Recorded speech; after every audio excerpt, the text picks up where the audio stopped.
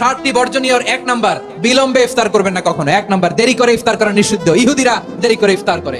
লা ইয়াজালুন নাসু আলা খাইরিন মা আজ্জালুল ফিতরা। বিশ্বনবী বলেছেন, এই উম্মত যতদিন আগে আগে ইফতার করবে, এই উম্মতের কপাল থেকে কল্যাণ কেউ ছিনিয়ে নিতে পারবে না। চিল্লায় বলেন ঠিক কি না? আজানের জন্য বসে থাকবেন না, সময় দেখবেন। স্থানীয় সময় যখন সূর্যাস্ত হওয়া মাত্রই বিসমিল্লাহ, খেজুর খেয়ে ফেলবো। পারবেন তো নাকি দেরি করবেন? 2 নাম্বার, রমাদানের পবিত্রতা বজায় রাখবো। কোনো তর্ক বিতর্ক অশ্লীলতায় আমরা জড়াবো না, ঝগড়া করবো না, সরাসরিও না, ফেসবুকেও না।